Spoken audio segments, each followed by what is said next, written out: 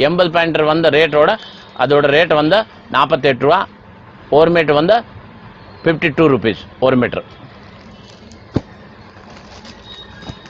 இது பார்த்தீங்கன்னா ஜாக்கெட்டில் வந்து கோத்தாரி டிப்டாப் கோட்டாரி வந்து 80 பாயிண்ட் ரேட் வந்து 28 ருபீஸ். 1 மீட்டர் இதில் வரும். 1 மீட்டரோட ரேட் வந்து 36 ருபீஸ். 50 கலர் வரும். அப்படி ஒரு கட்டு வரும். 50 பீஸ் வரும் ஒரு கட்டில்.